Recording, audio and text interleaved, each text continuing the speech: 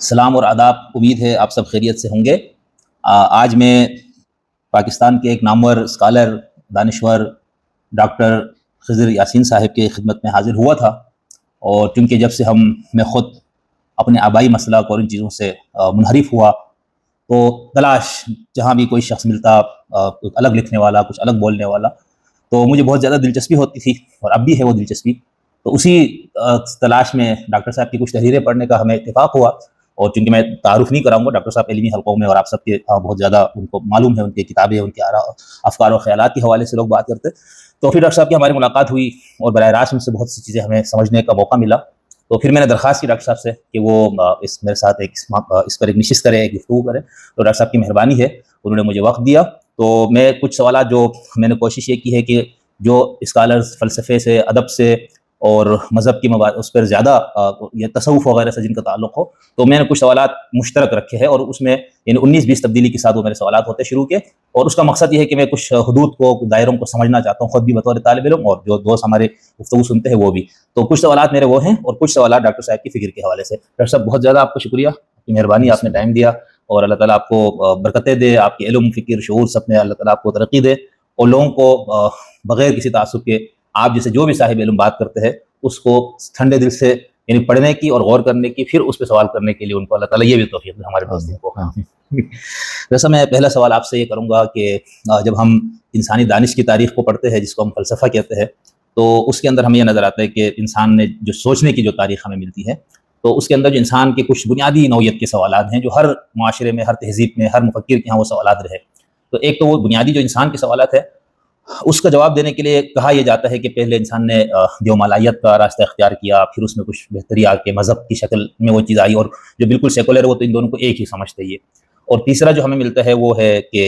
انسان نے اپنے عقل کو استعمال کر کے ان سوالوں کا جواب دینے کی کوشش کی، انہوں نے میتھ اور مذہب اور ان چیزوں کو بالائے طاق رکھا، اور پھر انسان نے مشاہدہ اور تجربے کو بعد میں بنیاد بنایا، یعنی اب تو زیادہ شاید اس پر ہے۔ تو یہ تو 3-4 ہمیں انسان نے اپنے سوالوں کا جواب دینے کے لیے جو 3-4 راستے اختیار کیے، کیا یہ ٹھیک ہے؟ یعنی میں نے اس کو صحیح سمجھا ہے انسانی دانش کی تاریخ کو پڑھتے ہوئے، اور ان چاروں میں کیا فرق ہے، اور اس کی حدود وغیرہ پہ تھوڑی سی۔ ڈاکٹر صاحب، آپ نے یہ جو فرمایا نا کہ فلسفی کا کام جو آپ نے بتایا، اور اس کا کسی چیز کا انکار کرنا نہیں ہے،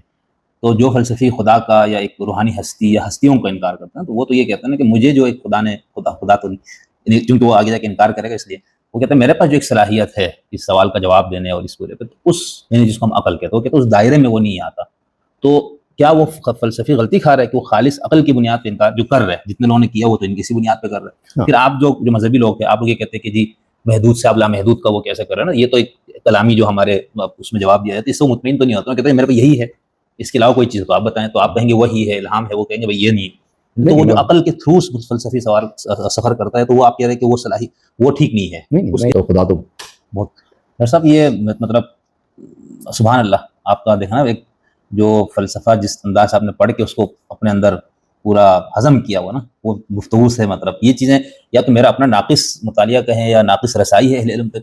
اتنا فلسفے کے بھی اساتذہ یا جو مذہب کے اندر ہی بیٹھ کے جو فلسفیانہ تعقل کی باتیں ہیں، تو مجھے ان میں یہ چیز کلیئر کیوں، یعنی ہو سکتا ہے میری اپنی نااہلی ہو، یا آپ کا بھی تھوڑا تجربہ اس طرح ہے کہ لوگ اس میں کنفیوژن میں ہے یا نہیں ہے، علمی طبقہ میں عام جیسے میرے جیسے لوگ نہیں، یہ میرا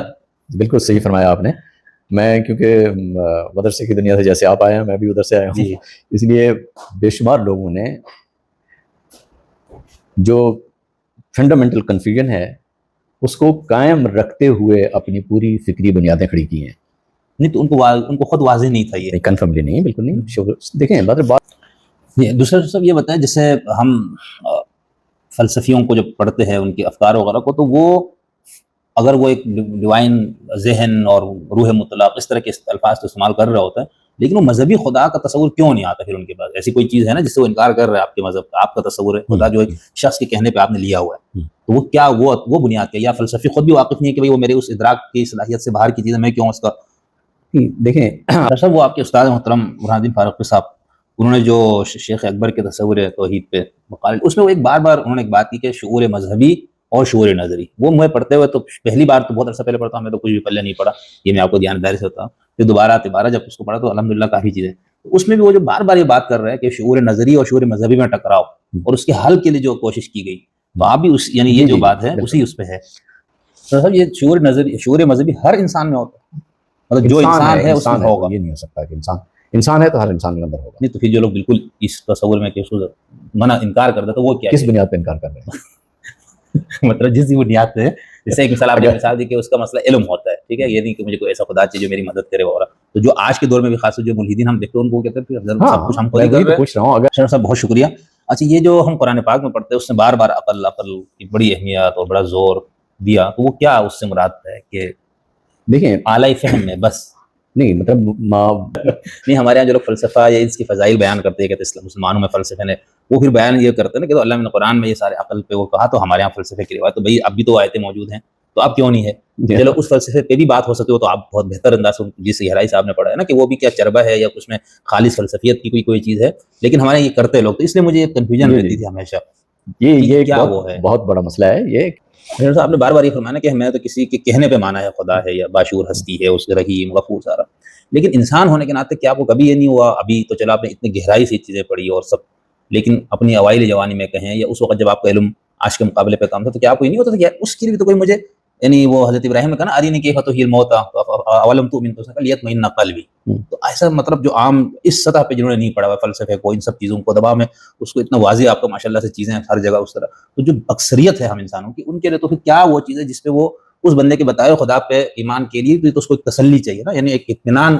کیسے ہوگا؟ اب آپ کو کیونکہ قرآن مجید ٹھیک ہے، یعنی اس میں یہ نا اولم تؤمن وہ ہو گیا تو پھر اس کی تو ضرورت ہی نہیں ہے، لیکن جمہور انسانوں کا تو سر مسئلہ ہے نا. یعنی آپ دیکھیں آپ یہاں جو صوفیہ نے بھی ایک وہ دیا انسان کی اس فیکلٹی کو لے کے جس میں انسان کو اطمینان بخش ہو جائے کہ خدا اور یہ سب، جو آپ کے متکلمین ان کی بھی کوشش یہی ہے کہ اس کو آپ کی عقلی جو نظری جو تقاضا ہے اس کو تسکین تو ہونا کہ یار نہیں اس طرح کا خدا ہو سکتا ہے یا امکان ہے. میں آپ کو بتاؤں کیا ایمان کی فطری عمل ہے، لیکن آپ اس محمد صلی اللہ علیہ وسلم نامی ایک عرب اس شخص پہ جس پہ قرآن نامی کوئی کتابوں پہ اس پہ اتنا مطلب آپ دوسرے پہ کریں نا. ہمارے ہندوستان میں جو انبیاء آئے ہیں یا جو جنہوں نے دعوت دی ان پہ کیوں نہیں ہے؟ آپ کو اسی شخص پہ وہ کس سورس سے آپ کو یہ پتہ لگا کہ یار یہ بندہ جو بات کر رہا ہے مجھے اس پہ اتنا اعتبار ہے. دیکھیں دراصل اس سطح پہ آ کے کون سا انسان ہے جو یہ سب سمجھے گا نا، مطلب جو ہم 98% جو پیدائشی لوگ ہیں وہ تو اس وجہ سے ہے، باقی جو 2-3% ہوں گے کیا وہ بھی اس حد تک گہرائی سے یہ بات سمجھتے ہیں؟ کیسے مطلب یعنی ہمارا مسئلہ یہ ہے کہ جہاں تک تعلق ہے کسی چیز کو گہرائی سے سمجھنے کا، تو یہ ایک چیز کو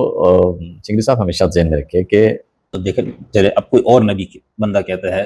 حضور سے پہلے تو نبوت ختم ہوئی، لیکن اس کے بعد تو آپ چلو یہ کہیں گے کہ چونکہ ہو گیا اعلان تو آپ میں کسی اور نبی کو ماننے کا مکلف بھی نہیں ہونا،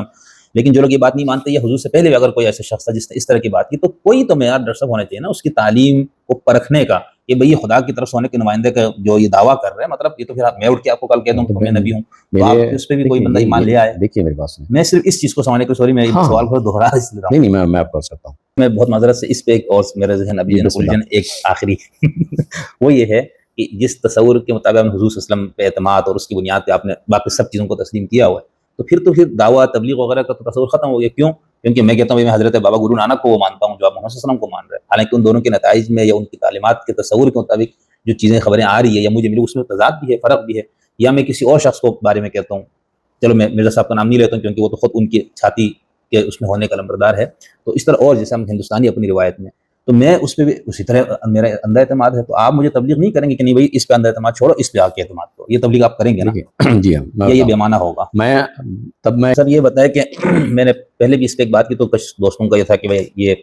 میں نے یہ کہا تھا کہ جو فلسفے میں جو ہم کہتے ہیں نا کہ فلسفے خدا کو مانتے ہیں تو اس کو آپ دین کا جو خدا ہے اس سے بالکل الگ چیز ہے متضاد. تو اس میں 2-3 ایسے بنیادی نکات جس میں آپ یہ بتا سکیں کہ بھائی جو جتنے فلسفیوں نے خدا کی بات کی یا روح مطلق کی بات کی وہ اور جو نبیوں نے خدا کی بات کی اس میں بنیادی فرق کیا ہے. یعنی ہم فلسفیوں کو تو اس طرح نہیں ہے نا کہ وہ خدا کا وہ تصور پیش کر رہا ہے اپنی عقل سے فکر سے جو دین میں یا پیغمبروں نے پیش کیا، تو بنیادی کیا چیزیں ہوں گی جس میں فرق رکھیں گے.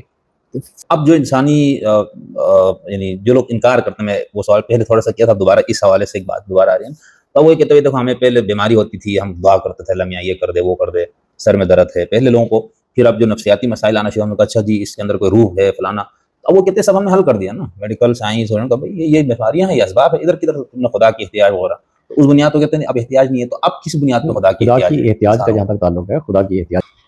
بہت زبردست، وہ احتیاج سے پھر ہمارا دماغ دوسری طرف بھی جاتا ہے، شاید زیادہ لوگوں کو بھی جاتا ہوگا. اچھا صاحب اس میں جو ہم جب اسی سے میں آپ سے یہ پوچھنا چاہ رہا ہوں کہ جو تصور انسان